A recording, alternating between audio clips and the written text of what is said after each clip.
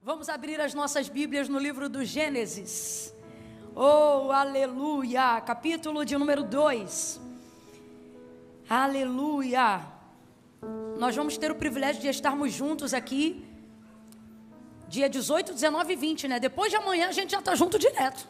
E por que eu estou falando a gente? Porque eu já entrei lá na programação da igreja e eu vi que homem pode entrar. Tô certo ou tô errada? O homem pode entrar também. Então você que quer tirar um tempo assim de busca, de renovo, você que estava precisando de algo assim para dar um start na sua vida, sabe assim, um tempo maior de propósito, de entrega, de devoção. Camila, eu tenho me sentido um pouco frio, ou eu estou sentindo que a coisa já não está bem como deveria estar, e eu estou precisando de um pouco mais de lenha para aumentar minha fogueira nesse último trimestre do ano. Rapaz, aproveita esses 3 dias, vem embora. Vem no azeite, vem no óleo, vem buscar unção, vem buscar o sobrenatural. Ah, Camila, mas eu trabalho. Eu também, meu filho, eu não sou desocupada não, mas dá teu jeito, entendeu? Dá um jeito, você só tem 2 opções. Ou você dá um jeito ou você dá uma desculpa. Ah, eu posso dar uma desculpa? Pode, mas vai continuar tudo igual. Agora, se você der um jeito, as coisas podem mudar. Camila, em 3 dias pode mudar. Rapaz, em 3 horas de culto, Deus muda 3 anos. O que ele não faz em 3 dias? Em 3 dias, olha para o teu irmão e diz para ele: se esforça. Fala para ele firme, diga: se esforça. Que raio de preguiça, de frio, de não sei o que, que não sei o que, que não sei o que lá. Diabo não respeita teu cansaço. Vai para cima. Pregadora, mas não vai pregar. Eu prego a hora que eu quiser. Senti de Deus de te entregar essa palavra de despertamento. Eu não gostei, então foi para você mesmo. É sério, tira esse tempo, viu? Porque, tava com saudade de ouvir um negócio desse. Isso é um bordão que a gente tem lá no Brasil. Eu digo que quando você está na casa de Deus, você está no lugar certo, na hora certa, fazendo a coisa certa. Por causa disso, até o que era para dar errado depois dessa noite, vai dar certo. Então, quando você consegue alinhar isso, você está feliz por estar no lugar certo, na hora certa, fazendo a coisa. E aí, num lugar desse, você agradece a Deus. Se você está feliz de estar aqui, você vai fazer como fez aquela irmã. Diga: ainda bem que eu vim. Irmãos, porque tem coisas que só Deus faz, mas para Deus fazer, a gente tem que vir.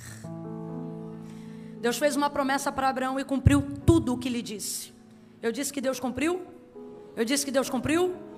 Quando o Senhor aparece para Abraão e quando manifesta a sua voz em Gênesis capítulo 2, Deus lhe faz muitas promessas e Deus cumpre tudo que prometeu a Abraão. Só tem uma coisa que Deus não fez para Abraão. O que, Camila? A mudança. Quando ele disse: sai do meio da tua terra, da tua parentela, da casa de teu pai e vai para uma terra em que eu vou te mostrar. Deus nunca enrolou uma tenda. Está entendendo o que eu estou falando aqui? Deus não levou um móvel, Deus não segurou uma roupa. Rapaz, Deus segurou uma geração, mas não segurou uma cortina da tenda. Porque tem coisas que para Deus fazer, eu tenho que estar. Então não vem com essa coisa, sabe, que você guarda lá no teu subconsciente. Se Deus quiser fazer, Deus faz aonde eu estiver. Vai nessa. Se Abraão pensasse assim, ele jamais teria vivido tudo que ele viveu. Se a mulher do fluxo de sangue pensasse assim, ela estava hemorrágica até hoje. Se é de Deus mesmo eu ser curada, ele vai passar aqui. Se eu tão somente tocar, e o texto diz, e ela moveu-se, foi até onde ele estava passando. Então entenda, há coisas que dependendo do que você quer viver, não basta esperar Deus fazer, você precisa estar na geografia que Deus quer que você esteja. Ninguém me pediu isso aqui, eu nem sou de fazer isso, mas eu vou repetir. Depois de amanhã, ou seja, você tem um dia para se organizar. O dia de amanhã é dia de organização. É dia de trocar plantão com quem tiver que trocar, oferecer hora para quem tiver que oferecer, cobrir horário para quem tiver que cumprir, porque dia 18, 19, 20, você tem um compromisso com Deus aqui. Um período de imersão. Quem entendeu, diga amém. Glória a Deus. Gênesis capítulo 2, quem encontrou, diga amém. Oh, aleluia. Aleluia.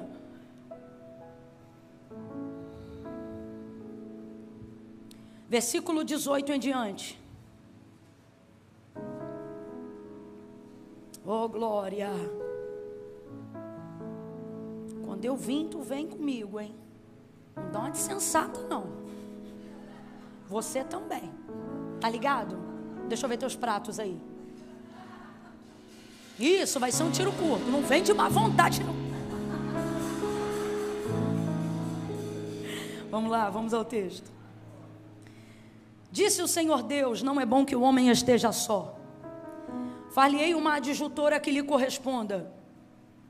Havendo, pois, o Senhor Deus formado da terra todos os animais do campo e todas as aves do céu, trouxe-os ao homem para ver como ele lhes chamaria. E tudo o que o homem chamou a todo ser vivente, isso foi o seu nome. Assim, o homem deu nome a todos os animais domésticos, às aves do céu e a todos os animais do campo. Mas para o homem não se achava uma adjutora que lhe correspondesse. Então o Senhor Deus fez cair um sono pesado sobre o homem, e este adormeceu, e tomou então uma das suas costelas, e fechou o lugar com carne, ou fechou a carne em seu lugar. Então da costela que o Senhor Deus tomou do homem, formou a mulher e lhe trouxe. E disse o homem: esta é agora osso dos meus ossos, carne da minha carne. Chamar-se-á mulher, pois do homem foi tomada. Diga amém por essa palavra. Quem já praticamente conhece esse texto de cor, diga amém. A maioria de nós acabamos por utilizar esse texto aqui praticamente como texto áureo para falar de casamento, para falar de homem, para falar de mulher. Mas a verdade é que esse texto aqui compreende muito mais do que apenas uma bolha de pessoas. O livro do Gênesis, sobretudo nos primeiros capítulos, ele se destina não só a trazer a narrativa de como céus e terra foram criados, ou dos princípios pelos quais Deus quer que nós nos movamos, mas ele também mostra para nós os princípios pelos quais o próprio Deus se move, o próprio Deus opera. Camila, eu não entendi. Você vai entender. O livro do Gênesis, ele traz segredos revelados. Isso aqui não está oculto, isso aqui está aparente. É só a gente dar um pouquinho mais de atenção e parar de rotular o texto como sendo para isto ou para aquilo.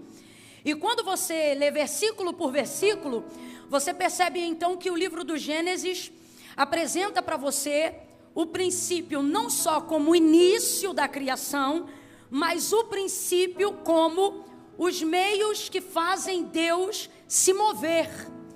A maneira como Deus quer que nós nos movamos em fé é a mesma maneira como Ele se move não necessitando de fé. Tão grande é a coerência do nosso Deus. Falar sobre coerência, falando de um Deus que é soberano, parece até estranho, parece até incoerência. Porque uma das coisas que respaldam a soberania de alguém é que isto não precisa estar atrelado a coisa alguma. Quando você se dirige a alguém que é soberano, e falando aqui de Deus que é o soberano, você compreende que ele não precisa estar atrelado a paradigma nenhum, a lei nenhuma, a coisa alguma. Contudo, o nosso Deus é um Deus de princípios, é um Deus de padrões morais, é um Deus que não dependia de régua para exercer nada do seu poder, mas para que nós aprendamos a maneira como Ele se move como se, abre aspas, dependesse de algum desses princípios, e Ele não depende, mas se move pelos mesmos princípios para que nós façamos Ele se mover quando nós precisamos dEle. Eu vou te dar um exemplo só para você compreender o que eu estou querendo dizer. Versículo 1 do capítulo 1 do livro do Gênesis. No princípio criou Deus os céus e a terra era sem forma e vazia. Havia trevas sobre a face do abismo, e o Espírito de Deus se movia sobre a face das águas. Quem está acompanhando até aqui, diga amém. Então não há nada, só há Deus. A terra que chamamos de terra pode ser compreendida, segundo a interpretação do versículo 2, como o planeta água, porque não há firmamento, nem céu, nem terra, e tudo está em trevas, porque não há luz. Todavia o texto diz que Deus ali já estava, e não estava parado. O texto diz que o Espírito de Deus, o Espírito é de quem, gente? Vamos junto, o Espírito é de quem? o Espírito de Deus se movia sobre a face das águas, que estava na profundeza de um abismo em trevas. Essas trevas aqui não tem nada a ver com o ocultismo. Essas trevas aqui tem a ver com a ausência de qualquer coisa mesmo. Abre um parêntese, é válido até dizer, as maiores trevas não são aquelas que estão ligadas a nenhum tipo de encantamento, são aquelas que estão ligadas ao limbo da ignorância, de onde não há conhecimento, palavra onde não há nada. E o Espírito de Deus está se movendo ali. Agora eu quero que você raciocine comigo. O Espírito é de Deus e ele não está parado. O Espírito é de Deus e ele está se movendo, mas não está realizando nada. O autor da carta aos Hebreus vai dizer para nós o que vai acontecer a partir do versículo 3 em diante, e ele vai afirmar dizendo assim: porque céus e terra, tudo que existe e tudo que há. O que significa tudo que existe e tudo que há, gente? Tudo que pode ser visto, tudo que pode ser tocado, ok? Tudo que existe e tudo que há não foi feito por prova aparente do que se vê, mas antes foram criados pelo poder da sua palavra. Então tudo que Deus criou pelo poder da sua. O texto diz que o Espírito de Deus está presente e está se movendo, mas ele não faz nada. Eu vou repetir a terceira vez: está presente, está se movendo, mas ele não faz nada. Ele não faz nada. Agora vejamos, o nosso Deus, que é todo poderoso, poderia ter criado tudo que existe, tudo que há: universo, sol, lua, estrelas, terra, oceanos, mares, animais, tudo que existe, tudo que há. Ele poderia ter criado sem dizer nenhuma palavra, sim ou não? Deus poderia ter criado tudo no fruto de uma inspiração. Imagine que quando ele inspira, ele imagina, e quando ele respira, ele solta e tudo apareceria. Poderia ou não poderia? E num estalar de dedos, Deus poderia ter criado tudo, sim ou não? Sim, ele é soberano, ele é todo poderoso, mas veja o texto. O Espírito de Deus está presente, está se movendo, mas não está criando nada, não está organizando nada, não está pondo nada no lugar, também não está tirando nada no lugar. Ele está literalmente presente, mas não está fazendo. Veja, o mover é de Deus, porque o Espírito que se move, o texto diz que é o Espírito de, e ele está mas não está fazendo. Agora, o versículo 2 vai dizer: e disse Deus. Alguém está entendendo isso aqui? E disse Deus: haja luz, e houve luz. Então veja, o Deus que é soberano poderia ter feito tudo o que fez sem dizer absolutamente nenhuma. Mas tudo que existe e tudo que há não foi feito por prova aparente do que se vê, mas antes foram criados pelo poder da sua.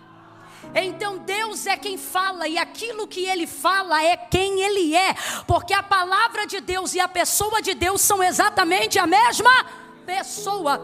Você não conhece a Deus se não for por intermédio da sua palavra. Deus também não se revela a você se não for por intermédio da sua palavra. A revelação de Cristo vem por intermédio da sua palavra. A manifestação de Cristo vem por intermédio da sua palavra. João capítulo de número 1, no princípio era o verbo. O que é verbo? Palavra.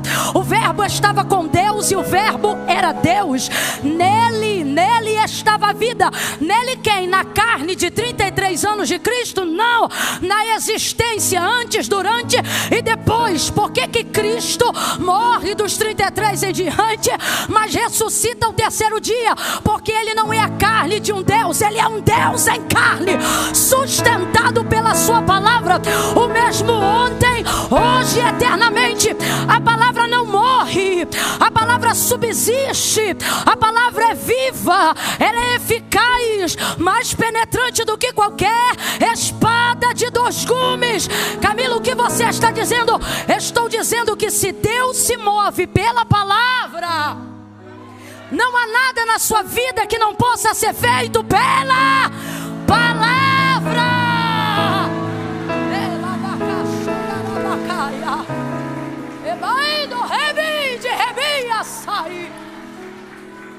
Você não precisa de tudo que acha que precisa para chegar aonde tem que chegar.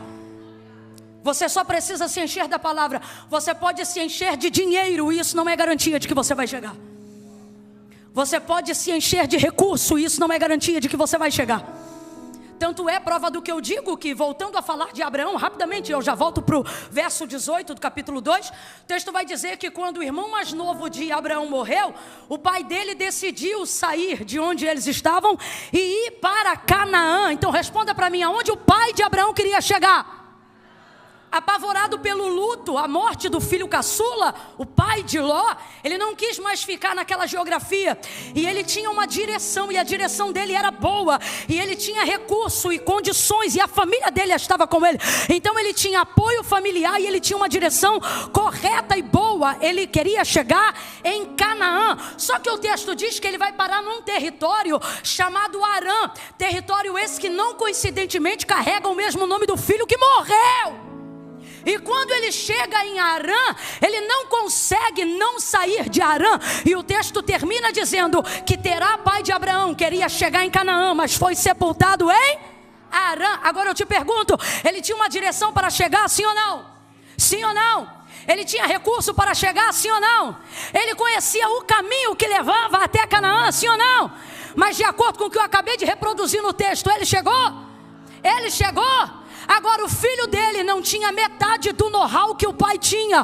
Mas quando o Senhor apareceu para ele, disse para ele: sai da tua terra, vai para uma terra. Não falou qual era a terra. Vai para uma terra que eu vou te mostrar. Ou seja, Deus não contou que era Canaã antes. Deus só contou que era Canaã enquanto Abraão estivesse caminhando para lá. Por dois motivos: para não tocar no trauma de quem viu o irmão morrer numa terra onde não saiu, e de onde viu o pai ser sepultado na terra que levava o nome do irmão, tentando chegar em Canaã. Então Deus não conta para ele, mas em confiança ele caminha. Ele caminha sem saber para onde vai, mas ele caminha. E debaixo de uma palavra, porque é disso que nós estamos falando, por estar debaixo de uma, bora, diga bem forte, por estar debaixo de uma, por estar debaixo de uma palavra, Abraão chega em Canaã, muito antes até de saber que seria Canaã. Chega em paz, chega com saúde, chega guardado, chega com amigos, chega fazendo aliança e chega com promessas ainda maiores. Veja, qual é a diferença dele para o pai? Ambos tinham recurso, ambos tinham casa, ambos tinham direção, mas só Abraão estava debaixo de uma palavra. Essa é a diferença. Meu Deus, eu estou sentindo uma graça de Deus tão grande aqui. Levanta a mão direita para o céu, coloca a esquerda na mesma altura. Eu vou contar de 1 a 3. Quando eu disser 3, você vai botar a mão no ombro do vizinho. Camila, eu não conheço ele. Não precisa conhecer não, deixa que ele vai conhecer Deus através da tua vida. Quando eu disser 3, você vai botar a mão no ombro do vizinho e vai dizer apenas para ele: basta uma palavra.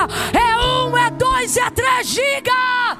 Basta uma. Você só precisa de uma palavra.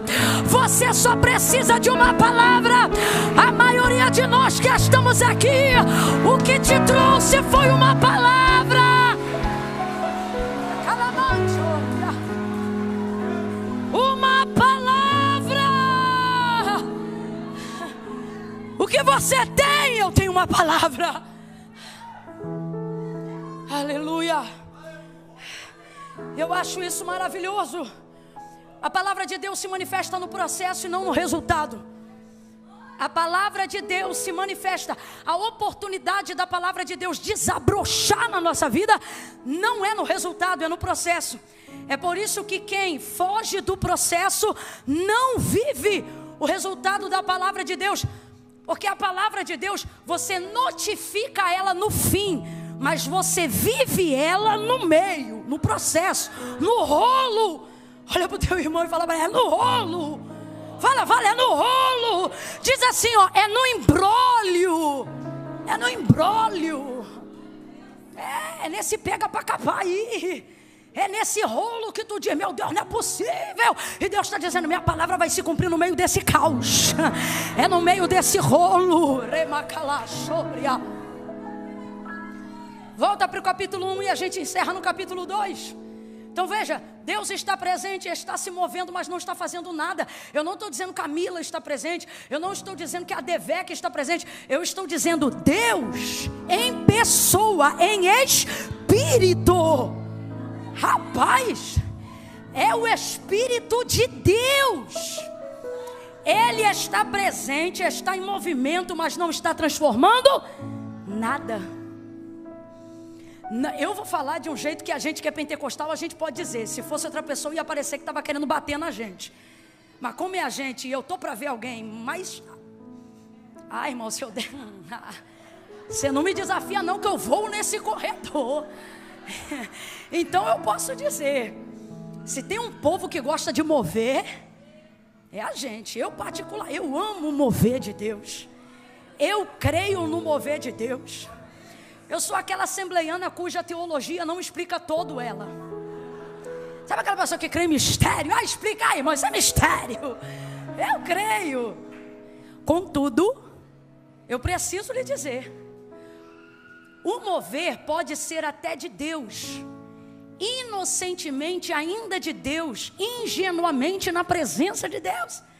Eu estou falando categoricamente aqui que o mover pode ser até de...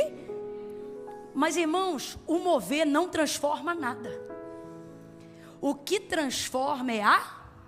Então veja, o mover não traz a palavra, mas a palavra traz um mover que transforma.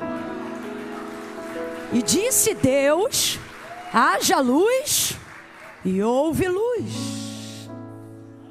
Aleluia. E ali Deus começou a criar. E eu fico sempre impressionada. Sempre que eu passo por esse texto eu me impressiono. Deus começou a criar. Criou tanta coisa. Rapaz, e Ele vai criando e Ele é maravilhoso demais. Eu amo a personalidade de Deus, ainda que eu não conheça na totalidade. A faceta que Ele me permite conhecer através da escritura da palavra já me impressiona. Por exemplo, Deus já sabia como ia terminar quando começou a construir a terra, sim ou não? Mas Ele fez questão de estabelecer uma medida de tempo cartesiana. Matematicamente falando, Ele vai separar como se fossem dias na semana e como se fossem turnos durante aquele dia. A impressão que eu tenho, e o texto revela, é que Deus só trabalha do período da manhã e da tarde. Quando vai entardecendo, Ele entra em processo de admiração, contemplação e descanso. Uma outra coisa é que Ele afere. Eu não poderia dizer uma opinião, porque Deus não opina, Deus sabe. Mas só para a gente entender, é como se Ele opinasse em cima da própria criação. Ele poderia ter feito tudo de uma vez, mas Ele estabelece um tempo para desfrutar daquilo que faz enquanto está fazendo. A gente tem tanto a aprender com o nosso Deus. Eu acho que isso envolve não só princípio, mas também prazer. Porque se não fosse assim, Deus não faria isso. Agora eu te pergunto, Deus se cansa? Mas só trabalha de manhã e da tarde. Alguém poderia até dizer, é um preguiçoso, né? Podia fazer um plantão. E não. Deus estabelece princípios que Ele quer que nós nos movamos. E para que nós nos movamos de acordo com esses princípios, sem que necessite, Ele também se move para nos inspirar. O seu maior ato devocional de adoração a Deus não está em você dizer glória ou aleluia, está quando você decide imitá-lo. Então por isso Ele age dessa maneira, porque o que Ele mais quer te inspirar não é a louvá-lo com a boca, mas a louvá-lo com a vida, expressando imitação a Ele. E então Ele vai separando os tempos, e Ele tem uma coisa que a gente também podia ter um pouco mais em nós. Ele vai fazendo e Ele começa a criar. Foi tarde, manhã do segundo dia. E a partir do terceiro dia, quando as coisas começam a ganhar alguma forma, é tão interessante porque nem Deus se elogia no início. O início é difícil realmente para todo mundo. Nem Deus, pode olhar o texto de Gênesis 1 em casa. Nem Deus começa dizendo e viu que era bom no início. Ele só começa a dizer que viu que era bom do terceiro dia para frente.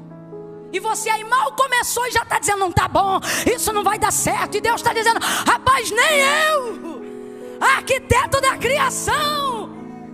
E você aí mal começou a estudar, já está chateado que a nota não é boa. Mal começou inglês, já está dizendo que não vai aprender a língua. Deus está dizendo, rapaz, nem eu entrei nessa. E aí do terceiro dia para frente, você vai perceber que Ele começa a terminar e Ele afere a própria criação, dizendo assim, e viu Deus que isso era bom. Então é demais isso aqui, porque Ele olha o que está fazendo Ele viu o que fez, vamos lá, sol, lua, estrelas, firmamento e tal. Aí ele, é bom, hein? Imagine, né? Ele falando sobre a própria obra. Se a gente está na hora, a gente ia dizer, tu se acha, hein? E certamente ele responderia, não me acho, eu sou. Veja, e aí ele está criando tudo. E então nós vamos ver por pelo menos 5 vezes o texto reproduzindo. Deixa eu contar para ver se eu não falo besteira aqui. 1, 2, 3, 4, 5, exatamente isso. A partir do versículo 11 até o versículo 25, 5 vezes. Ao terminar a parte de cada processo da criação, o texto diz que Deus determina sobre aquilo que ele acabou de criar, dizendo assim, era bom.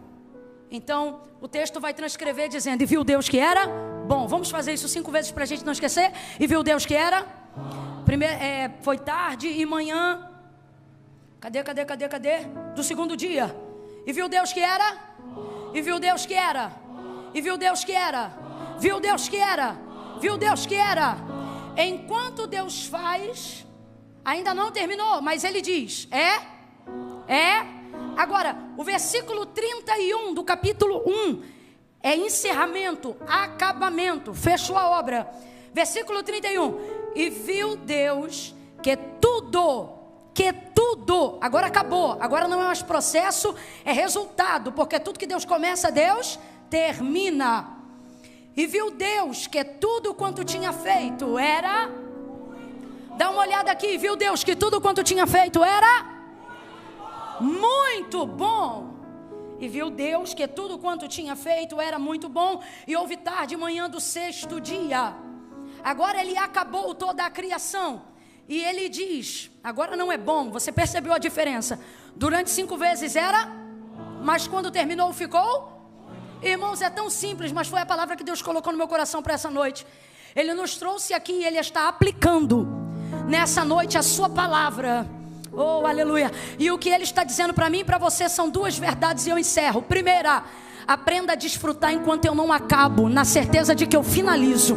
E isso colocará em você a paz necessária para não jogar a alegria, o louvor, a celebração só para o final do processo. Deus te trouxe nessa noite e Ele está dizendo, se você sabe que é a minha palavra que vai se mover para cumprir o que eu te falei na tua vida, no teu processo, no teu caminho, não espere terminar para começar a me louvar. Faça como eu, vai louvando, vai dizendo que é bom na segunda, vai dizendo que é bom na terça, vai dizendo que é bom na quarta.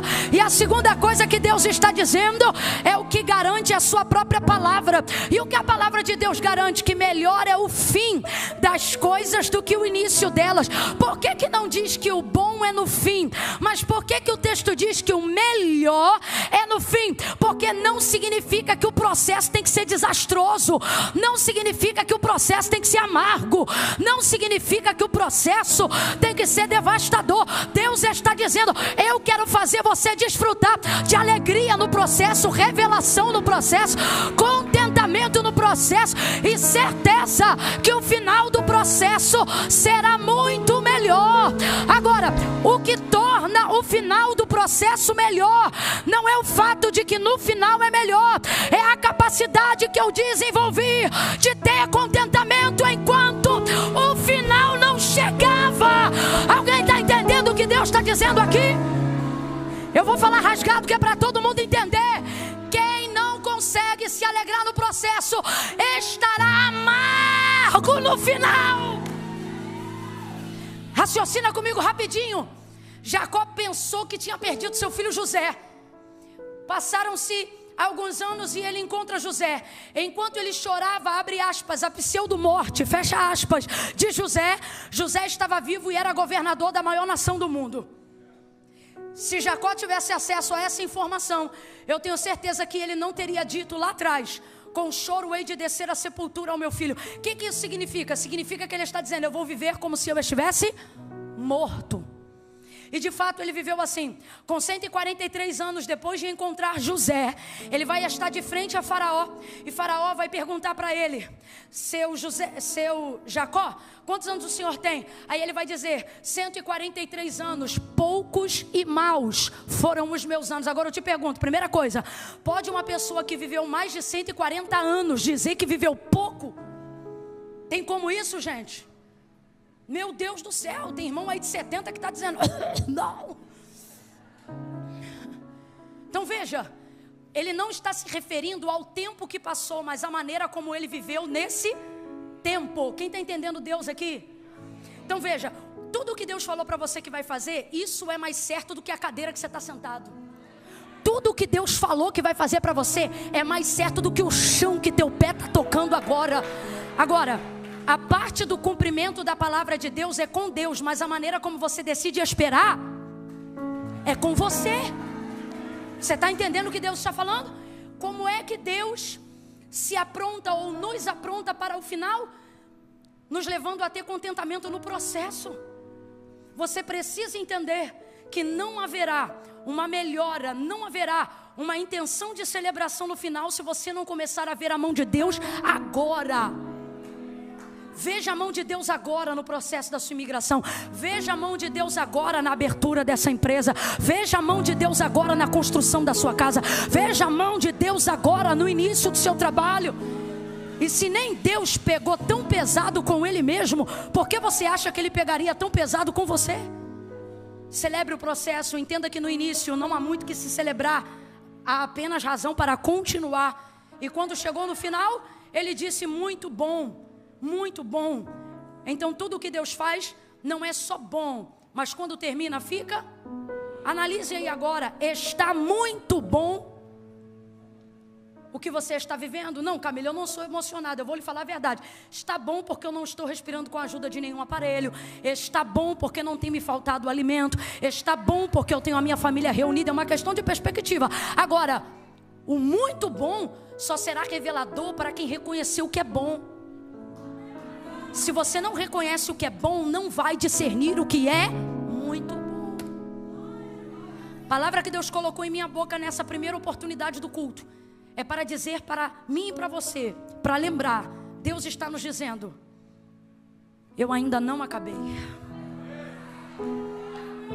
Camille, o que tem a ver a leitura que você fez? Tudo. Porque o texto termina no versículo 31 dizendo que tudo o que Deus fez era muito bom. Significa que Ele terminou. Ora, se Ele terminou e já havia criado o homem, por que então Ele vai dizer ao ver o homem sozinho que não é bom que o homem esteja só? Se tudo o que Deus faz é muito bom, é porque o texto onde lemos, Deus não diz assim: não é bom que o homem seja só. Se puder, bota na tela aqui para a gente fechar junto. O texto não diz: não é bom que o homem seja só. O texto diz: não é bom que o homem esteja só. Não é esse versículo aí não. Versículo 18 do capítulo 2. Deixa-me ver essa versão. Oh, glória! Aleluia! E disse o Senhor Deus: não é bom que o homem... Advérbio de tempo. Esteja. Então está dizendo que se não está bom para o homem, tudo o que está é passageiro. Deus não disse não é bom que o homem seja só. Ele disse não é bom que o homem...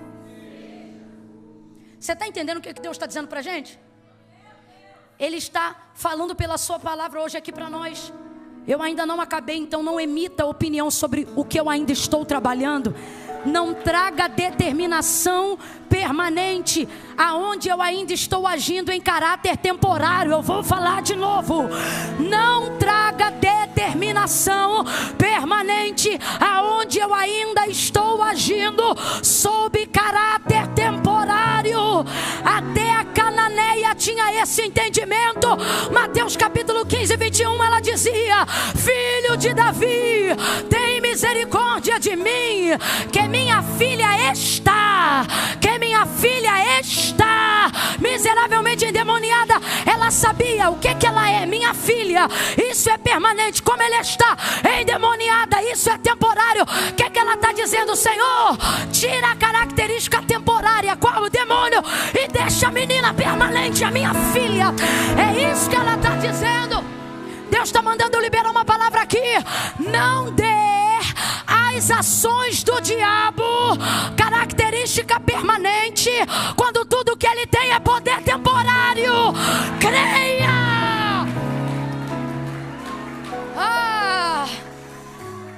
Não é bom que o homem esteja. Aí lá pra frente, eu encerro aqui. Lá pra frente, o texto vai dizer que todavia procurava uma mulher, mas não se achava. Irmãos, quem é que está procurando a mulher? A gente fica na dúvida, é por isso que você não responde, porque a vida toda a gente leu isso como se Deus estivesse procurando. Deus não procura o que não existe. Quem está procurando é o homem, e ele só passa a procurar depois que Deus dá a ele o encargo de dar nome aos animais. Então ele percebeu que o leão tem a leoa, o tigre tem a tigresa, e assim sucessivamente. Todavia para o homem não se achava. Ele só percebeu que não tinha quando via que os outros tinham. E ele via que ninguém era equivalente a quem ele era. E isso começou a gerar nele a necessidade de ser correspondido. Rapaz, isso aqui é tão bom que dá vontade da gente sair falando mais uns 2, 3 dias disso. Mas eu não vou falar não, o que é para agora é agora, engole aí. Mas veja, vamos ao que Deus confiou no meu coração. Então quem está procurando é o homem. Deus não está procurando isso não. Só para você ter noção, quando o homem percebe que está tendo falta disso, é lá para o versículo 20. Eu não sei quanto tempo passou do 18 para o 20. Não sei, o cara está catalogando a criação. Tu acha que faz isso em 24 horas? É ruim, hein, meu irmão? E aí nesse tempo de intervalo entre o 18 e o 20, enquanto ele vai catalogando a criação, ele percebe que não tem equivalente para ele. E é aí que ele descobre que tem falta de. Agora lá no 18, quando Deus criou ele, Deus já criou com o probleminha embutido. Camila, eu não entendi, vai entender que eu vou falar rasgado. Deus está dizendo assim, quando tu identifica o problema, eu já estou trabalhando na solução, ó. Há muito tempo. Ei, se eu fosse você, eu glorificava a Deus pelos problemas aqui agora. Porque Deus está dizendo, quando você identifica o problema, é que eu te faço entender que eu já estou nessa solução.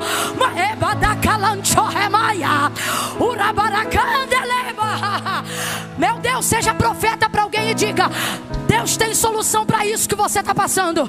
Deus já tem solução para isso que você está passando. Deus já tem solução. Ei, Deus já tem solução para esse filho drogado. Deus já tem solução para esse vício. Deus já tem solução para essa depressão. Deus já tem solução para esse burnout. Deus já tem solução para essa crise de ansiedade. Quando Deus descobriu que tu ia ficar doente, Ele já tinha preparado a solução. Ei! Ele disse antes dele perceber. Ele disse antes dele sentir. Ele disse antes dele identificar. Eu queria muito que você saísse nessa noite com essa certeza. Você está achando que Deus não vai poder cumprir nada do que te falou, porque agora você está com depressão.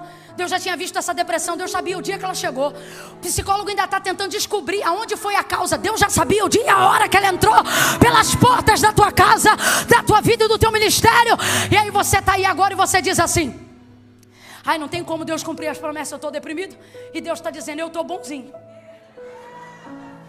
Você diz, não, Camila, é que minha mão sua, eu tô tendo síndrome do pânico. E Deus está dizendo, pois eu não tenho medo de nada, e o medo continua tendo medo de mim. A gente fica achando que como a gente está, vai mudar quem Deus disse que é e o que Ele vai fazer na nossa vida. Pois Deus nos trouxe aqui nessa noite para dizer, eu ainda não acabei. E quando eu terminar, você vai ver que vai ficar melhor do que tá. Vai ficar melhor do que tá. Se tiver profeta na casa, catuca 2 ou 3 e diz assim para ele, levanta, porque vai ficar melhor do que tá. Levanta, bota ele de pé e diz, levanta. Levanta, porque vai ficar melhor do que tá. Bota ele de pé, bota ele de pé e diga para ele, celebre, celebre durante, celebre durante. Deus está trazendo solução para questões que para você é novidade, mas para Ele já são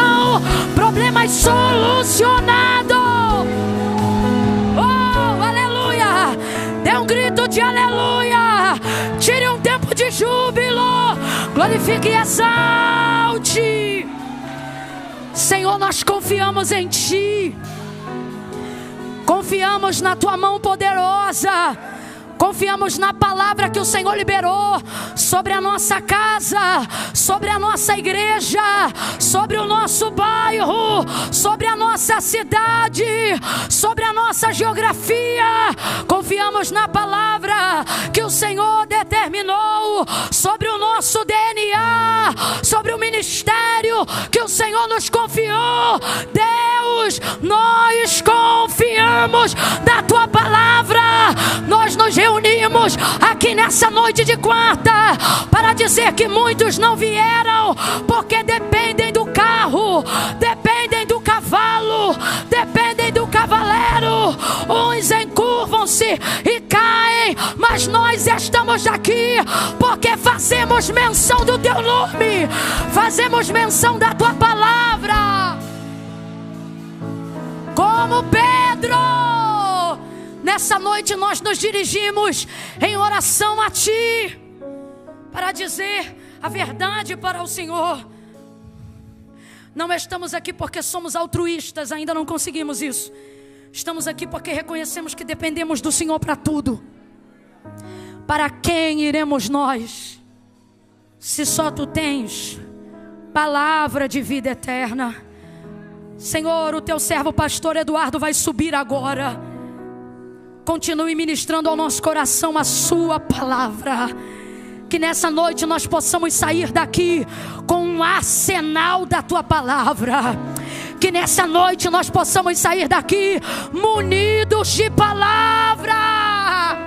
Que nesta noite, se Satanás vier por um caminho, por 7 ele fuja da nossa presença.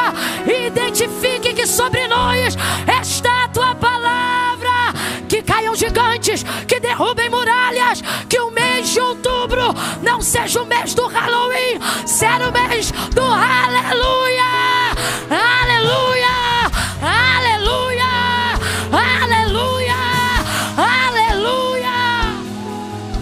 Que possamos sair daqui debaixo de palavra.